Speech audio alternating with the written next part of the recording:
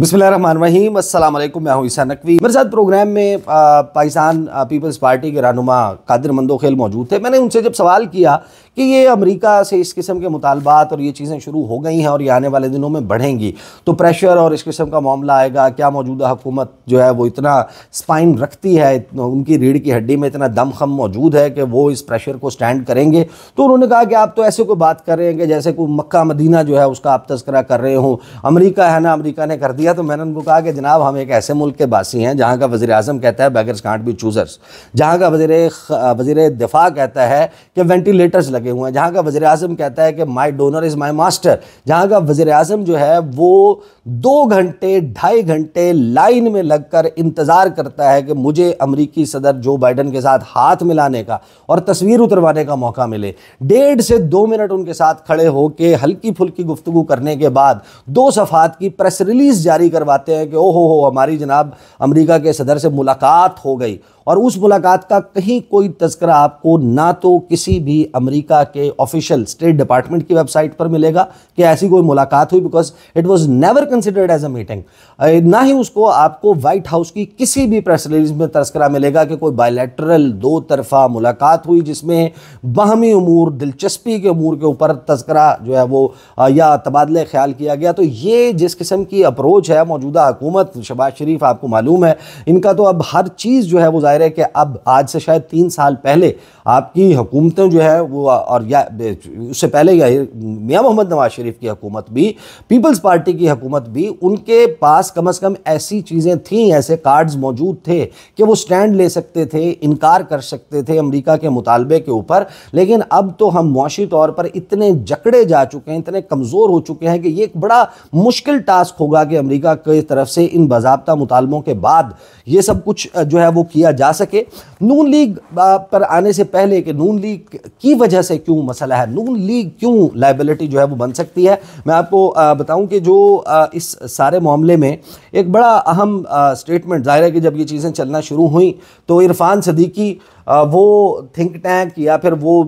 चंद उन खुलियों में से, दिमागी खुलियों में से जो उनका थॉट प्रोसेस चलाती है मुस्लिम लीग नून का, उन्होंने इसके ऊपर गुफ्तगू की, अच्छा इशारतन और खुल के, बल्कि इस मामले पर जो शकील आफरीदी वाला मामला है उसको मैं कर चुका था, मैं उस पर बात कर चुका था कि इस किस्म के मुतालबात भी रहे हैं। लेकिन हैरान कुन तौर पर वो शख्स जो दिमाग समझा जाता है मुस्लिम लीग नवाज का, अपने तई उन्होंने को बड़ी बात करने की या बड़ी थ्योरी पेश करने की कोशिश की, लेकिन उन्होंने कंपैरिजन किया है शकील आफरीदी का, जो शख्स बहरूप के साथ यानी कि अपना जो है वो असल आइडेंटिटी जो है वो छुपाते हुए, कोई और रखते हुए, किसी आइडेंटिटी में कोई और काम परफॉर्म करते हुए उसामा बिन लादेन की तलाश में मदद देने वाला बंदा, जिसको पाकिस्तान ने 33 साल कैद की सज़ा सुनाई, उसका कंपैरिजन और मवाजना इमरान खान से कर रहा है। तो ये आप अंदाज़ा लगाएं कि ये वो अजहान हैं, वो दिमाग हैं जो मुस्लिम लीग नून को बताते हैं कि हमने बयानिया क्या बनाना है या हमने पॉलिसी क्या रखनी है। तो फिर जब इस किस्म के बयानात या इस किस्म की चीज़ें होंगी और आप ये समझेंगे कि पूरी दुनिया के लिए शकील आफरीदी और इमरान खान एक बराबर हैं, तो ये एक बड़ा ही हैरान कुन काम हुआ। मैं आपको सुनवाता हूँ कि इन्होंने क्या कहा और फिर मैं बताऊँगा कि ये क्यों मुमकिन नहीं है, ये जिस किस्म की बात कर रहे हैं। ये सुने, थोड़ा सा तवील क्लिप है, 2 मिनट 16 सेकंड का, लेकिन ये सुनिए कि इस वक्त मुस्लिम लीग नून इस तमाम मामले को किस तरीके से देख रही है। रहनुमा नून लीग सेनेटर इरफान सिद्दीकी ने कहा है कि बानी पीटीआई वैसे ही पाकिस्तान के कैदी हैं जैसे उसामा की तलाश में मदद देने वाला शकील आफरीदी। जियो न्यूज से गुफ्तगू में इरफान सिद्दीकी ने कहा कि बार बार मुतालबात के बावजूद पाकिस्तान ने शकील आफरीदी को अमेरिका के हवाले नहीं किया। वो नहीं समझते कि अमेरिका समेत कोई बैरूनी ताकत पाकिस्तान के अंदरूनी मामलात में दखल अंदाजी करेगी।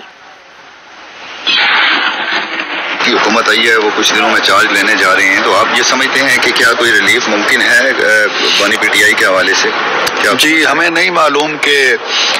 डोनाल्ड ट्रंप की तरजीहात क्या होंगी और वो किस हद तक दूसरे ममालिक के अंदर दखील होंगे। मैं इतना जानता हूँ कि एक कैदी यहाँ पे मौजूद है जिसने उसामा की तलाश में अमेरिका की बड़ी मदद की थी, और उसकी बड़ी दफ़ा हमसे तकाजा किया गया उस कैदी को मांगने का भी, और उसके लिए बड़ी एफर्ट भी अमेरिका ने की, और कई हुकूमतें आती जाती रही हैं, लेकिन वो अभी तक हमारी तहवील में है, हमने अमेरिका को नहीं दिया। लिहाजा मैं नहीं समझता हूँ कि कोई भी बैरूनी ताकत अमेरिका समेत पाकिस्तान के दाखिली मामलात के अंदर किसी तरह की दखलंदाजी करेगी। ये लोग जो हैं, इनका अलमिया ये है कि ये मामलात को आईन, कायदे, कानून। अच्छा, बाकी उन्होंने जो है वो अपनी पॉलिटिकल बातें जो हैं वो जो गिमिक्री होती है वो की है। उन्होंने कहा कि मैं नहीं समझता कि तरजीहात क्या होंगी डोनाल्ड ट्रंप की। जाहिर है कि बहुत सारे लोग नहीं समझते कि डोनाल्ड ट्रंप की क्या तरजीहात होंगी, लेकिन आपका ये काम है कि आपको पता होना चाहिए कि उनकी क्या तरजीहात होंगी, और उनकी तरजीहात जो है वो जिस किस्म की टीम और उनके तक जो एक्सेस है पाकिस्तान तहरीक इंसाफ का, उसको प्रिएम्प्ट करते हुए आपको अपनी चीज़ें करनी चाहिए थी। 30 नवंबर 2016 नवाज शरीफ का राब्ता इस्टेब्लिश हो गया था जब डोनाल्ड ट्रंप फर्स्ट टाइम जो है वो इलेक्ट हुए थे as president of the United States, और जो ट्रांजिशन टीम है उनके थ्रू आपने राब्ता करके टेलीफोनिक कॉल करवा ली थी। आज अब मैं 17 दिसंबर को बात कर रहा हूँ, 17 दिसंबर तक यानी कि 17 दिन लेट हो चुके हैं शहबाज शरीफ अपना पहला राब्ता इस्टेब्लिश करने में, और लगता यही है कि जिस तरह इमरान खान का जो बाइडन के साथ राब्ता नहीं हो सका था, शहबाज शरीफ का भी शायद ना हो पाए। कोशिश तो कर रहे हैं, हो सकता है कि हो भी जाए, लेकिन वो होगा किस सूरत में होगा और वो आगे से क्या कहेंगे ये भी एक हैरानकुन बात है। तरजीहात का तो नहीं पता, लेकिन उनकी टीम के लोग जिनको वो अपने साथ अपनी टीम में रख रहे हैं, उनका क्या पॉइंट ऑफ व्यू है, उनकी चीफ ऑफ स्टाफ का क्या पॉइंट ऑफ व्यू है, उनके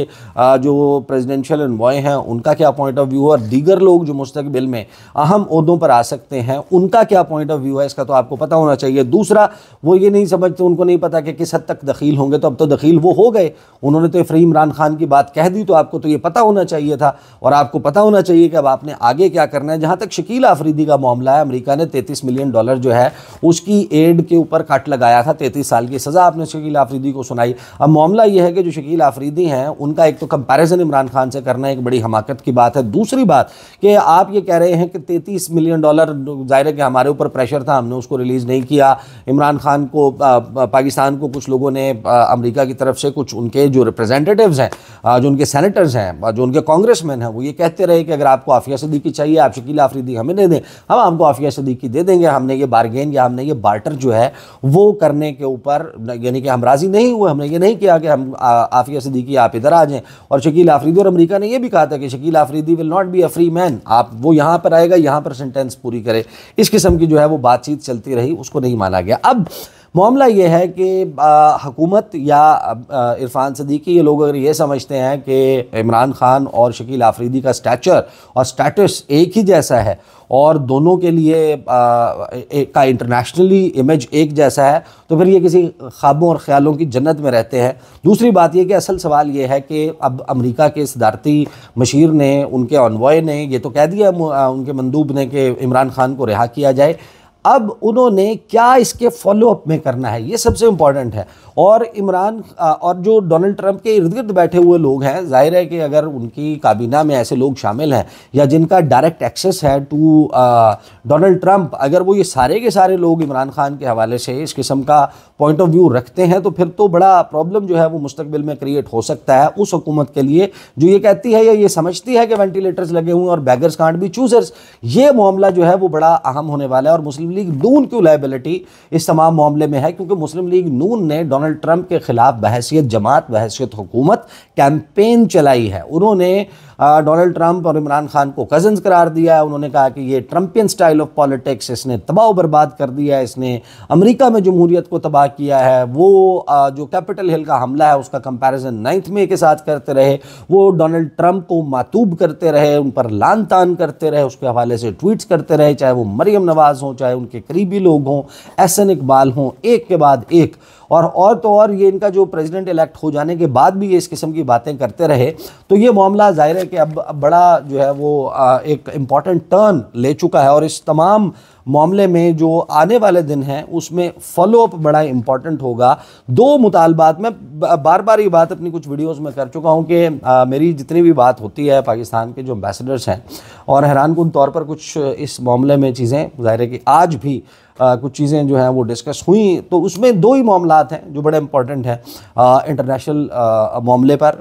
2025 का आगाज़ होने वाला है, 2025 में पाकिस्तान को कौन सी रेटिंग और किस इंडेक्स में कहाँ पर उठा के फेंका जाता है, ज़ाहिर है कि इससे एक बड़ा मामला जो है वो बन जाएगा। दूसरा ज़ाहिर है कि जो GSP प्लस स्टेटस है, जो यूरोपीय मंडियों तक पाकिस्तानी मसनूआत की रसाई है, और अमेरिका, यही दो असल चीज़ें हैं। बाकी किसी के बयानात आते हैं या वो इतना बड़ा मसला नहीं है, लेकिन एक बड़ा इंपॉर्टेंट जो है वो फेज़ अब स्टार्ट हो चुका है। और यूँ समझें कि जियो न्यूज़ जो है या उनके जो एडिटोरियल बोर्ड है वो सुर्ख रंग का कपड़ा लेके एक बफरे हुए सांड के सामने खड़ा हुआ था, और जब उस सांड ने आगे टक्कर मारी है तो उसने तो कपड़ा हटा दिया, वो खुद तो मौजूद नहीं था, उसके पीछे जनाब खड़े हुए थे हमारे शहबाज शरीफ साहब। शहबाज शरीफ साहब जो हैं वो अब वो जो खबर चली और जिसका ज़ाहिर खबर को ही उन्होंने जो है वो पिक्चर को ट्वीट करते हुए ये सब कुछ कहा है, तो नादान दोस्त ने दाना दुश्मन से ज़्यादा बुरा किरदार अदा किया है और लेने के देने पड़ गए उन ख़बरों उन तमाम चीज़ों के। लेकिन अब ये मामला बिल्कुल ऐसा नहीं है कि जनाब ऐसे ही आएगा और उसके नतीजे में कोई